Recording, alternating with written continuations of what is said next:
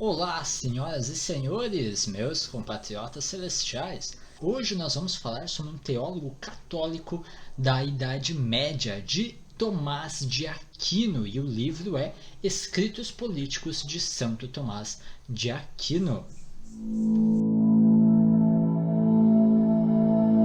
Muito bem, o livro que eu tenho em mãos ele é a segunda edição, ele é publicado aqui no Brasil em 2011 e é da editora Vozes, né? Esse é um dos livros lidos por conta do curso de pós-graduação em Cristianismo e Política do Seminário Teológico Jonathan Edwards. E vamos aí, né? Vamos fazer uma resenha dele, vamos comentar os pontos mais interessantes, né? E fazer aí algumas reflexões em cima da obra de Tomás de Aquino, tá? Primeiramente, eu queria dizer que ele vai constar então partes da Suma Teológica dele, né? Deixa-me abrir aqui o sumário. Questões sobre a lei na Suma de Teologia, né? Tá ali então a Suma Teológica dele. E também, depois disso, do reino ou do governo dos príncipes ao rei de Chipre. Tá? Então, uma parte da Suma Teológica, também é encontrado lá, mas aqui está resumido, né, ou está de forma assim, bem direta, só o que consta em relação à política, e também esse escrito aí que é destinado então ao rei de Chipre. Tá? Na introdução do livro, lá na página 17, eu sublinhei que ele vai mencionar aqui Agostinho de Hipona também. Agostinho, que é um cara importante para toda a teologia cristã, né? Desde medieval, depois para os reformadores também, ela vai ser bastante pertinente. E aqui o autor, quem faz a introdução, que não é o próprio Tomás de Aquino, ele vai citar então o fato de que para Agostinho uma lei só é verdadeira se for justa. Uma lei que é injusta, ela deixa de ser lei. Mas eu acho uma coisa muito interessante de se notar aqui, porque ele vai partir do pressuposto de que a lei não será a base para a justiça ou injustiça, né? Uma lei pode ser justa ou quando ela se afasta da justiça, então ela teoricamente deixa de ser lei, mas ela é primeiramente injusta, né? Então nós dependemos de uma base, um padrão objetivo de justiça, que não é então a própria lei, né? Não é a própria canetada do rei, do imperador, do presidente, do STF, ou enfim. Né? O que a lei dizia lá na Alemanha em 1930? Era justo só porque estava na lei? Né? Não, a gente depende desse padrão de justiça que então vai depender do próprio Deus. Isso é uma coisa que me chama a atenção, que desde lá da patrística isso já estava bastante claro. Na verdade, bem antes disso, né? Já os gregos identificavam isso. Página 21, ainda na introdução, ele vai dizer o seguinte: o artigo 2º precisa que a lei humana coíbe apenas os vícios mais graves, pois a perfeição pressupõe o hábito da virtude, o que a lei não pode fazer. Né? Então ele vai até me remeter mais uma vez ao Thomas Hobbes, né, com a ideia do Leviatã do Estado, trazendo ou até o Lutero, talvez até o Lutero antes ainda do Hobbes, né? O Lutero que vai trazer o Estado sendo a mão esquerda de Deus, enquanto a igreja é a mão direita, né, de Deus. O Estado então ele vai trazer essa paz exterior, né, só para impedir o mal, né, que o mal floresça e domine. Né? Agora, para a perfeição, isso então vai pressupor o hábito da virtude. E aí, meu amigo, a lei já não é suficiente. Né? Isso parte de dentro para fora. Né? Isso é pela ação do próprio Espírito Santo na pessoa, né? Pela comunhão dos santos na igreja, com o uso dos sacramentos, esse tipo de coisa. Não é uma imposição da lei que vai fazer com que o indivíduo realmente seja certinho, bonzinho, que ele queira estar de acordo com a lei. Não, ele só se abstém do crime por medo da punição, é uma paz apenas externa. Tá? Vamos logo aí para a Suma Teológica. Então, ele vai tratar desde a questão de número 90 até a questão de número 97 da Suma Teológica, né? Que são todas então questões pertinentes à política. E eu quero tratar então um pouquinho aí a respeito da questão de número 92. Tá, que vai se chamar o seguinte, né? Se os atos da lei foram adequadamente enumerados. Esse é a questão, então. E aí lá na página 61, ele vai mencionar no tópico de número 3. Tá? Então nós temos a questão, nós temos alguns tópicos e cada um desses tópicos é comentado. Então no tópico está a seguinte afirmação: da mesma forma que algum homem é incitado ao bem pelas penas, ele o é também pelos prêmios. Portanto, tanto punir se enumera como efeito da lei, quanto premiar. Tá? Esse é um dos tópicos que ele vai se esforçar em refutar mais tarde. É assim que funciona aqui cada uma das questões da Suma Teológica. Ele enumera alguns tópicos, que são afirmações que ele vai se esforçar depois em refutar. Ele coloca ainda um comentáriozinho contra isso, aí depois um comentário mais extenso como resposta, e aí ele uma resposta então, a cada um dos tópicos que ele havia enumerado ali. Então essa é a forma dele argumentar, a forma de ele expor cada uma das coisas. E como resposta, então, desse tópico de número 3, que é um dos tópicos que eu achei interessante, nessa questão não só do punir, quanto do premiar também, ele vai dizer, então, lá na frente. No que concerne ao terceiro argumento, deve dizer-se que premiar pode caber também a qualquer um, mas punir pertence apenas ao ministro da lei, por cuja autoridade a pena é infligida. Eis porque premiar não se inclui entre os atos da lei, mas só punir. Aí Tomás de Aquino, então, com o Estado, meu amigo, é só a punição, não tem essa de premiar, não. Uma coisa que vai um pouco contra depois do que o Johannes Althusius vai dizer, né? Eu lembro que na obra Política, que eu já fiz a resenha, tá aqui no canal, Teofilia, ele vai dizer tanto sobre a punição quanto a premiação também, né? O Althusius vai se distanciar um pouco aqui do pensamento de Tomás de Aquino. Tá, mas vamos dando sequência. Agora nós vamos para a questão de número 94 da lei natural. E o artigo de número 5, ele vai dizer o seguinte: se a lei da natureza pode ser mudada. Esse é o artigo da questão de número 94. Aí eu vou partir para a resposta de número 2, que é na página 88. Tá? Então nós tínhamos ali um tópico lá na frente, e o que eu quero ler é a resposta desse tópico. Tá? No que concerne ao segundo argumento, deve dizer-se que por morte natural comum morrem todos, tanto os novícios quanto os inocentes.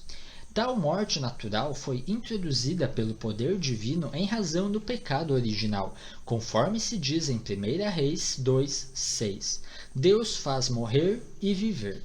Dessa forma, por mandado divino, pode infligir-se a morte a qualquer homem, noviço ou inocente, sem nenhuma injustiça. Da mesma forma, o adultério é o concúbito da mulher de outrem, a qual é-lhe destinada segundo lei divinamente transmitida, donde, se alguém tem acesso a qualquer mulher por mandado divino, não há adultério nem fornicação. E o mesmo vale para o furto, que é a tomada de coisa alheia. O que alguém recebe por mandado de Deus, que é o Senhor de tudo, não o recebe sem a vontade do Senhor, do qual consiste o furto. Mas não é só nas coisas humanas que, se algo é ordenado por Deus, isto é devido, mas também nas coisas naturais, o que é obra de Deus é a seu modo natural, como se disse na primeira parte, né, do próprio livro aqui. Isso aqui me lembrou muito Kierkegaard, né, que vai ter aqueles 3 estágios, né, que começa no estético, parte para o ético e por último no religioso. E o estágio religioso, então, por sua vez, ele pode suspender o estágio ético, né? Dependendo da ordem divina que é dada. Por exemplo, né, o Kierkegaard vai usar o exemplo de Abraão, então, né, num primeiro momento é sempre errado você sacrificar o seu filho, mas uma vez que Abraão recebe uma ordem direta de Deus de sacrificar Isaac, Abraão nem pensa duas vezes, pega o Isaac e vai lá, está pronto para sacrificar Isaac por mandado divino, né? Isso me lembrou bastante essa colocação aí de Kierkegaard. E eu sei que isso também pode trazer à tona, né? Não ignoro isso, que isso pode remeter a gente também ao dilema de Eutífron, né? Que é um dilema aí proposto por Platão, de que Deus, ou melhor, algo é bom porque Deus quis que esse algo fosse bom, porque Deus fala que esse algo é bom, ou esse algo é bom e por isso Deus diz. Deus diz porque esse algo já é bom. É um dilema, porque se algo é bom tão somente porque Deus o diz, então são decisões arbitrárias, né? Que Deus diz, não, isso é bom, isso é mal, e ele talvez mude as coisas, então é uma coisa assim, um tanto arbitrária. E já se Deus diz que algo é bom porque aquele algo é bom, então a questão moral é independente, né? Não depende da existência e da vontade de Deus, né? Tá certo que a gente também pode tratar a respeito de que e por que a arbitrariedade seria um mal, né? Se a gente não partir do pressuposto de padrões morais objetivos que vão depender do próprio Deus, né? Então, qual seria o problema das decisões morais de Deus serem arbitrárias ou não? Por que a arbitrariedade é ruim?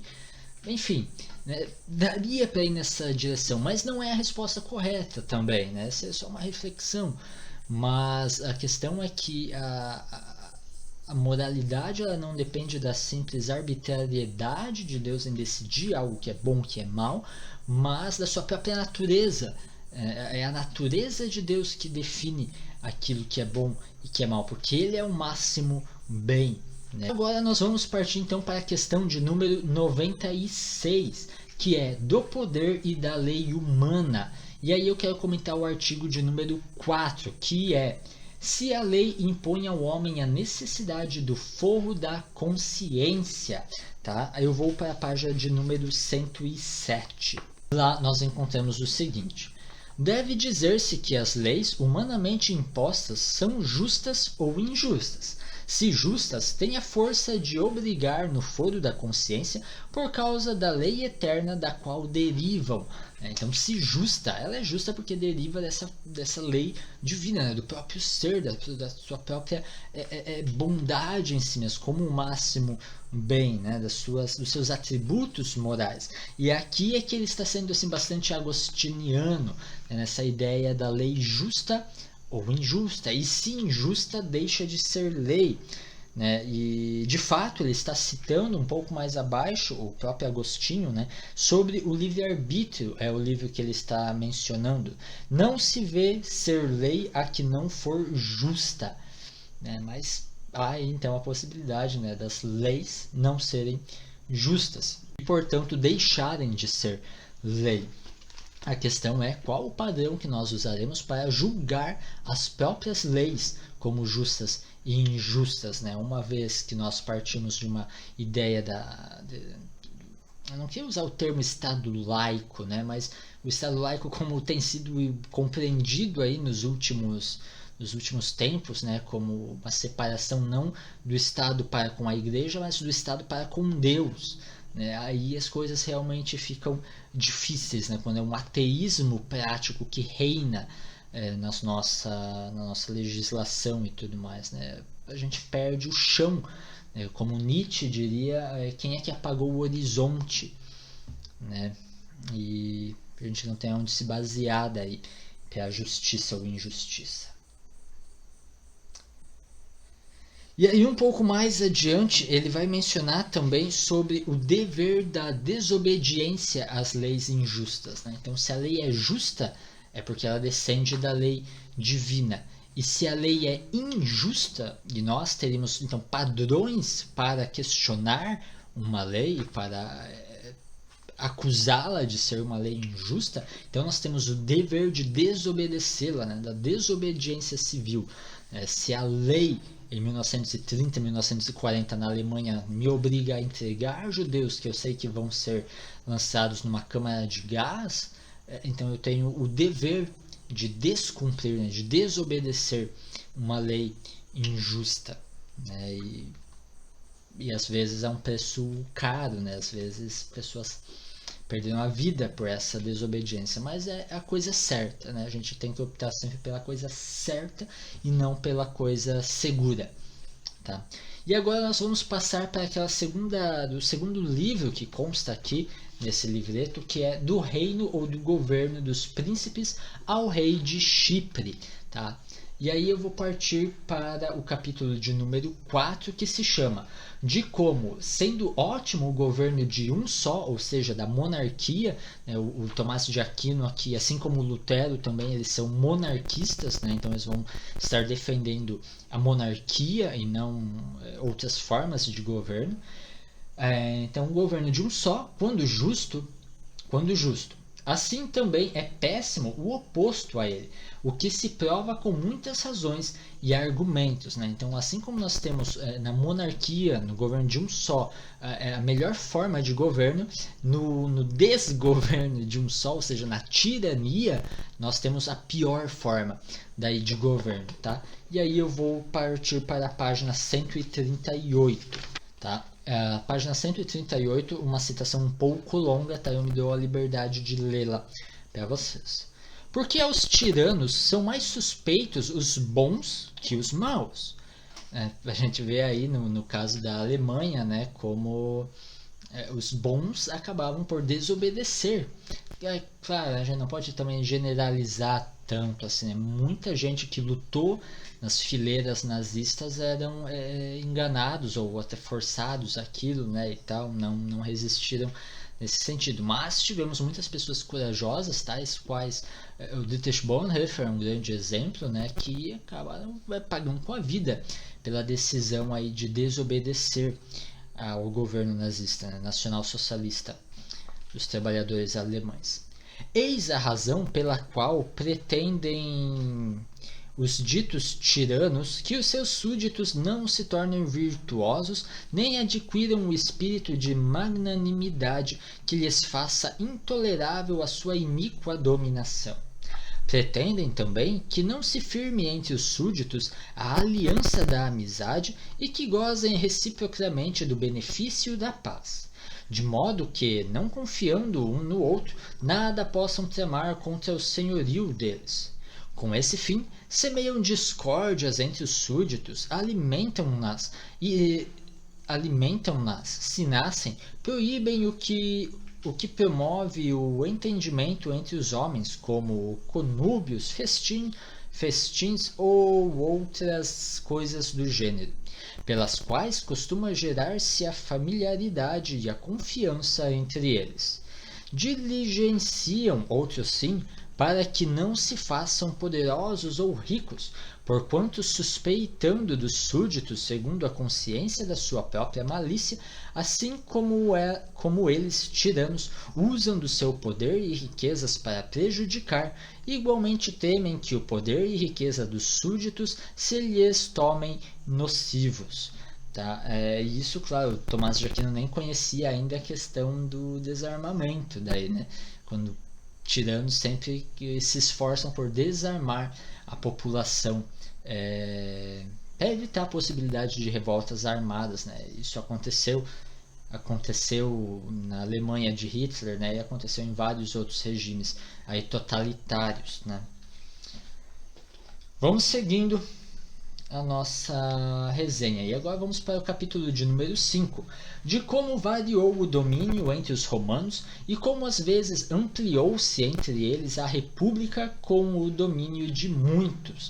O domínio de muitos, então, como república, né? Página 139, já na página seguinte. Visto que o melhor e o pior existem na monarquia, isto é, no governo de um só, ou seja, na monarquia normal ou a tirania, né? A muitos se torna odiosa a dignidade régia, em razão da malícia dos tiranos. Realmente, alguns, ao desejarem o governo de um rei, vão cair na crueldade dos tiranos, e não poucos chefes, sob pretexto de dignidade real, exercem a tirania. Então, às vezes, por medo da tirania, as pessoas acabam optando pelo governo de muitos, que, na opinião do Tomás de Aquino, não seria o ideal, não seria a melhor forma de governo.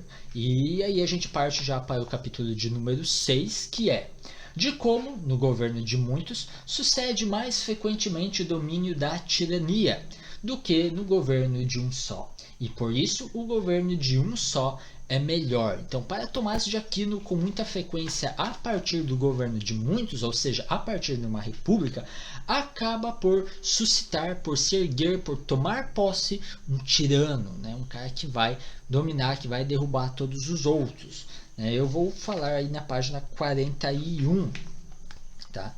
Não menos, senão muito mais frequente é transformar-se em tirania o governo de muitos do que o governo de um só. E aí na página 42, se, portanto, a realeza, que é o melhor governo de todos, pareça dever evitar-se por causa da tirania, e se a tirania costuma dar-se não menos, porém mais, no governo de muitos que no de um só, resta simplesmente ser de mais conveniência viver sob um rei do que sob o governo de muitos, né? E faz todo sentido, né? Se é que o Tomás de Aquino está correto, que a partir da República corre-se muito mais risco de surgir uma tirania, né? De pessoas que tomam o poder, que, sei lá, né? Qualquer tipo de golpe de Estado ou coisa assim, um tirano sobe ao poder. Talvez a gente pode mais uma vez mencionar aqui, né, a Alemanha nazista, né, Hitler é, no primeiro momento, chanceler lá, né, e toma o poder de modo tirânico, ou a partir do poder na mão torna-se um tirano, né? Então é mais confiável a gente ficar de uma vez por todas com o monarca, né? Que claro, a gente também corre o risco da tirania, mas aparentemente corre menos o risco da tirania do que no governo de muitos, aqui no governo então da República. Isso para Tomás de Aquino. Capítulo de número 7, conclusão. Que o governo de um só, absolutamente, é o melhor. De que maneira deve a multidão haver-se a respeito dele, visto como se lhe deve tirar a ocasião de tiranizar, e ainda quando o faça, há de tolerar-se para evitar maior mal. Então, o Tomás de Aquino, mais uma vez, em um paralelo com Lutero, ele vai ser da não resistência, né? Mesmo que o monarca acabe por tiranizar-se, né? Tornar-se um tirano, deve-se tolerar-se, não, há de tolerar-se para evitar mal maior, né, um maior mal. O Lutero também tem disso da não resistência, ele vai encarar que toda autoridade é instituída por Deus e, portanto, se você resiste à autoridade, você resiste ao próprio Deus.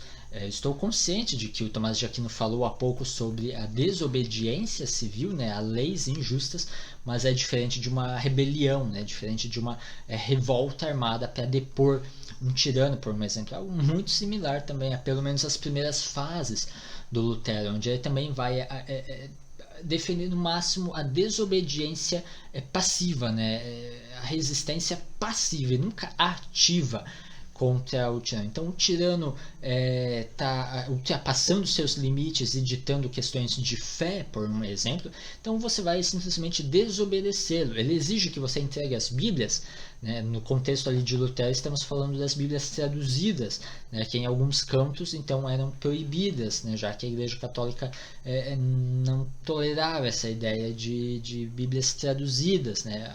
A Bíblia é em latim, né? A tradução de Jerônimo. E então, se a autoridade, se o príncipe requer que as Bíblias traduzidas sejam entregues, então você, por questão de consciência, por questão de fé, não vai entregar. Mas é diferente de você rebelar-se contra a autoridade. Isso vai mudar mais tarde, tá? Mais tarde Lutero acaba abrindo espaço para a defesa armada, para a autodefesa, né, dos cristãos, e outros teólogos próximos a Lutero, tal qual o Nikolaus Amsdorff, vai inclusive defender que sim, os príncipes devem inclusive resistir de forma armada, devem se rebelar contra um imperador se ele extrapola o seu poder, né, se ele quer ditar questões de fé e quer... Enfim, é um debate aí que está aberto desde muito tempo, né? Até que ponto se lhe deve obediência à autoridade, até que ponto se deve resistir-lhe. E aí eu quero mencionar aqui uma colocação da página 144. É, de fato, uma graça se alguém permanece firme e sofre molestações injustas, para dar testemunho de Deus. Razão porque, quando muitos imperadores romanos perseguiram tiranicamente a fé cristã, sendo já convertida a ela grande multidão, tanto de nobres como de povo, são louvados não por resistirem, senão por padecerem pacientemente, mesmo armados, a morte por Cristo. Tá? Então aqui o Aquino vai estar falando, cara, a gente olha para a igreja primitiva, né, lá para a patrística, e a gente louva esse pessoal porque eles sofreram um martírio pacientemente, né, e não porque eles tiveram uma resistência armada ou coisa assim. Então, na visão do Tomás de Aquino, né, aí uma coisa que eu acho engraçada, né, um pouco, porque quando Lutero fala isso da não resistência à autoridade, muita gente vai acusar os teólogos luteranos de que é por ditos como esse de Lutero que a igreja na Alemanha nazista não se opôs a Hitler. Não, né? A nossa teologia luterana, que o Lutero vai dizer que quem se opõe à autoridade se opõe ao próprio Deus. Como é que eu vou me opor? Também Hitler é aqui instituído por Deus e não sei o que. Mas aí quando tem ditos como esse aqui do Tomás de Aquino, eu particularmente nunca vi alguém acusando aí a igreja de não ter resistido a Hitler por conta de coisas assim, ditas aqui por Tomás de Aquino, né? É curioso isso, né? Parece que tudo acaba caindo sempre na cola do Lutero, né? Jogam sempre nas costas dele, né? Não pode ser esses dois pesos e duas medidas, né? É um debate que está em aberto dentro da teologia cristã, né? Da resistência ou não à autoridade, né? Mas vamos lá, vamos dando sequência. Capítulo de número 9. Qual é o verdadeiro fim do rei? Fim este que o deve levar a governar bem. E aí na página 152, ele mais uma vez vai mencionar o Agostinho, ou melhor, não é que ele vai mencionar o Agostinho, mas ele vai ser assim, bem agostiniano aqui, né? Ele me lembra muito o Agostinho, essa colocação. E ele diz na página 152: com efeito, o desejo tido por qualquer coisa tende para o seu princípio pelo qual o seu ser foi causado. Ora, é causa do espírito humano somente Deus, que o faz à sua imagem. Logo, só a Deus é quem pode aquietar o desejo do homem de fazê-lo feliz e ser recompensa conveniente ao rei. Isso aqui me lembra muito Agostinho por causa das suas confissões, né? Nos fizestes para ti e nosso coração permanece inquieto enquanto não repousar em ti, ou repousar em vós, dependendo da edição, né? É por isso que me lembrou bastante Agostinho, né? Então esse seria o fim também do rei. Também o rei é criado à imagem de Deus e só vai encontrar satisfação para a sua vida no próprio Deus, né? Por isso governos ateístas, mais uma vez, né, tendem a ser sempre um problema. Tá? Capítulo de número 15. Qual seja o modo de governo conveniente ao rei, porque ou seja a maneira do governo divino, de como tal modo deriva do governo do navio, da comparação da autoridade sacerdotal e régia. E aí nós vamos para a página 168. Aqui tem mais uma colocação de Tomás de Aquino que vai me remeter muito ao Lutero, e ele diz: E o que é mais, todos os fiéis de Cristo, enquanto são membros dele, são denominados reis e sacerdotes. Isso aqui me lembra muito o Lutero com a sua teologia do sacerdócio geral de todos os crentes. Eu vou até ler aqui na obra de Lutero, eu tenho aqui as obras selecionadas, o volume de número 2, aonde ele vai escrever então a obra de 1520 denominada A Nobreza Cristã da Nação Alemã. E ele aqui vai falar que a Igreja Católica, que o Papa ergueu 3 muros, a saber, essa diferenciação entre sacerdócio e laicato, né, onde então o poder, a autoridade sacerdotal está acima da autoridade secular. O segundo muro seria que apenas o Papa tem autonomia para interpretar as escrituras, e a terceira muralha, o terceiro muro, é a ideia de que apenas o Papa pode convocar um concílio. Tá? E aí o Lutero vai se esforçar então sistematicamente nessa obra para tentar derrubar cada um desses muros aí que foram levantados pela Igreja Católica Apostólica Romana. E quando ele se esforça então nesse primeiro, né, a diferenciação entre estamento espiritual e estamento secular, ele vai lançar aí as bases para a sua teologia, a sua ideia de sacerdócio geral de todos os crentes, que eu particularmente vejo até uma espécie de proto-sacerdócio geral de todos os crentes aqui já em Tomás de Aquino. O que é curioso, porque na Idade Média nós temos os seguidores de Tomás de Aquino, os seguidores de Duns Scoto e os seguidores de Guilherme de Ockham, né? São 3 escolas de pensamento distintas, e o Lutero ele não é tomista. O Lutero ele vai ser um dos seguidores do Guilherme de Ockham, que é a assim chamada via moderna. Então, né? O seu estudo, a sua preparação enquanto sacerdote católico, ela vai se dar nessa linha de pensamento, nessa linha da Igreja Católica já, né? Do Guilherme de Ockham.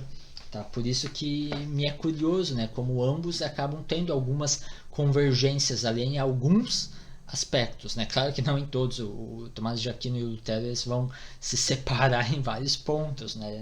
Não é segredo para ninguém isso aí. Mas vamos lá, eu vou ler aqui o próprio Martinho Lutero agora então falando, tá? Inventou-se que o Papa, os bispos, os sacerdotes e os monges sejam chamados de estamento espiritual, príncipes, senhores, artesãos e agricultores de estamento secular. Isso é uma invenção e fraude muito refinada, mas que ninguém se intimide por causa disso, e pela seguinte razão: todos os cristãos são verdadeiramente de estamento espiritual, e não há qualquer diferença entre eles, a não ser exclusivamente por força do ofício. Um pouquinho para depois: assim, pois, todos nós somos ordenados sacerdotes através do batismo. É por isso uma certa similaridade aqui com o Tomás de Aquino. Na página seguinte ele vai reafirmar, né? Pois quem saiu do batismo pode gloriar-se de já estar ordenado sacerdote, bispo e papa, se bem que não convém a cada um exercer esse ofício, né? Então, por força de ofício é que cada um tem a sua responsabilidade, tem a sua autoridade, a sua colocação no corpo da igreja, né? Que é o corpo então de Cristo, tá? Aí, claro, embora haja essa proximidade aqui que eu vejo, né, uma espécie de proto-sacerdócio geral de todos os crentes, já em Tomás de Aquino, mas ele vai colocar logo depois, então, como Pedro sendo né, os papas sendo sucessores de Pedro e, portanto, né, o romano pontífice sendo a autoridade máxima, coisa assim que daí o Lutero, claro, já está a parte disso, né, já não vai concordar com essa ideia, tá? E aí, um pouquinho depois, o Tomás de Aquino vai afirmar o seguinte: na lei nova, porém, há um sacerdócio mais alto, pelo qual os homens são levados aos bens celestes. Daí, na lei de Cristo, os reis devem estar sujeitos aos sacerdotes. Os reis sujeitos aos sacerdotes. Aqui nós vamos comentar um pouco sobre uma discussão bastante acalorada já na Idade Média, sobre os curialistas e os anticurialistas, tá? E isso vai estar exposto aqui nesses volumes Reforma e Política, que são publicados pela Faculdade Luterana de Teologia, ali de São Bento do Sul, né, aqui em Santa Catarina. E neste volume de número 1, aqui há um artigo que é de autoria do Klaus Schwamba, que foi o meu professor, foi meu orientador numa pós-graduação que eu cursei lá, e ele vai falar então sobre essa briga entre os curialistas e os anticurialistas já ali na Idade Média, tá? E ele diz: o pensamento de Aquino, né, o Tomás de Aquino, foi acolhido por um segmento de teólogos denominados de curialistas ou papalistas, que defendiam um termo aqui em latim, né, ou seja, que afirmavam que o Papa deveria ser o regente sobre as duas espadas, a saber, o poder secular e o poder eclesiástico. Os teólogos curialistas Aegídio Romano, Henrique de Cremona e Jacó de Virbebo foram os principais articuladores dessa posição curialista. Mas nós também tivemos então a posição anticurialista, né? E eles também estavam sob a influência da teologia de Tomás de Aquino. Interessante isso, né? Alguns pegam determinado trecho, por exemplo esse que nós acabamos de ler, né, e vão defender essa visão curialista. Não, né? O rei deve estar submisso ao sacerdote, o sacerdote está acima. E outros devem ter pego algum outro trecho, né, que eu ou não prestei tanta atenção aqui no texto de Tomás, ou é em algum outro livro, algum outro trecho, né, e vão defender uma posição então anticurialista, né? De que vai haver então duas esferas, por assim dizer, né? A gente pode usar aí de forma anacrônica os termos de Kuyper, né? Esferas soberanas, né? Então o Estado teria uma soberania enquanto a Igreja teria outra soberania, né? E ambas estão sob a autoridade de Deus, mas uma não intervém, não tem autoridade sobre a outra, né? Salvo casos aí de crime, né? O que Bom, calma lá, a gente já vai chegar no Lutero. Também estavam sob influência então de Tomás de Aquino, né? Assim como a natureza e graça eram distintos, também o poder temporal e o espiritual deveriam ser, na opinião desses teólogos, distintos. E aqui um dos principais é o João de Paris, que vai viver de 1255 ou até 60, né? Não se sabe ao certo em que ano ele nasce, até 1306. Tá? E um pouco mais tarde vai ter uma segunda leva de anticurialistas, dos quais as principais posições teológicas da época foram do Dante Alighieri, que é ali o autor da Divina Comédia, né? Ele era um anticurialista, e também Eugeberto de Amdot. E olha só que interessante, porque um outro anticurialista vai ser o Guilherme de Ockham, que é justamente aquele cara na linhagem que o Lutero vai estudar lá na frente da Via Moderna. Então o Lutero, ele na verdade ele faz parte de todo o debate já católico da época, né? Não é uma ruptura total, é um desenvolvimento de pensamento, né? Então ali ele vai defender, né, uma visão bastante anticurialista, né, a ideia de que não, o Papa não está acima, né, do coisa, ele tem que responder caso ele cometa algum tipo de crime, algum tipo de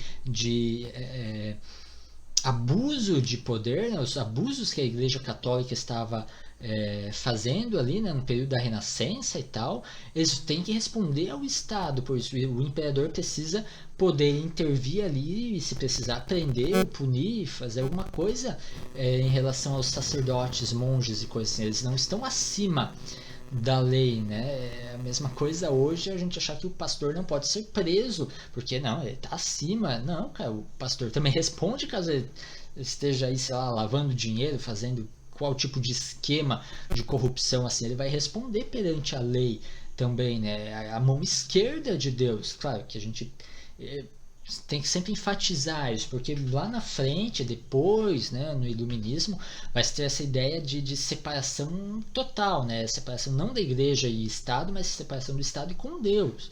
Então uma lei completamente autônoma, completamente baseada na razão, E aí começa a ficar problemático de novo, porque a nossa razão é caída.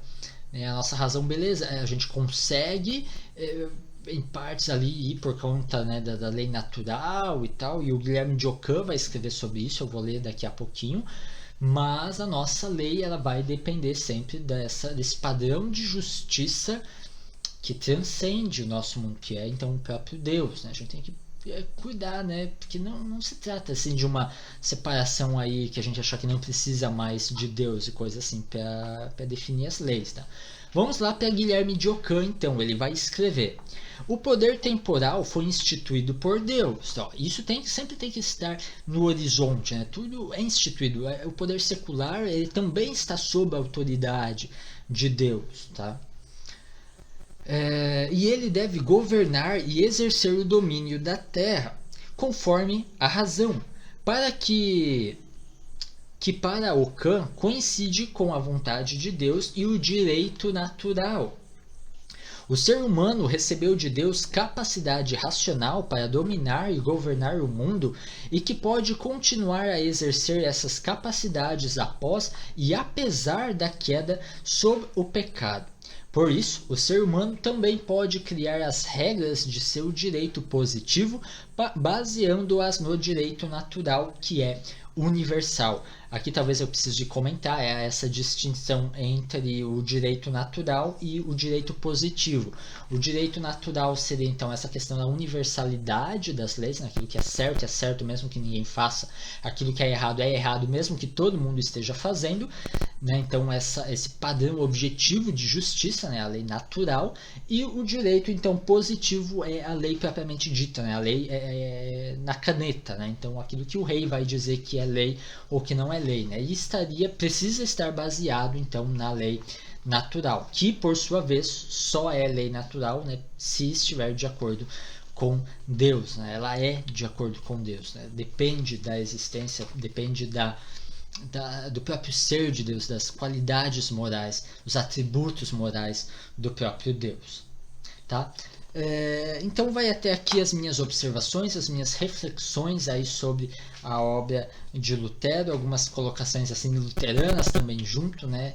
E em especial fica essa observação aí de Lutero enquanto também um fruto do seu tempo, né? Um desenvolvimento intelectual aí que acabou desembocando, né, na Reforma Protestante. Obrigado por ter acompanhado até aqui e falou, até a próxima!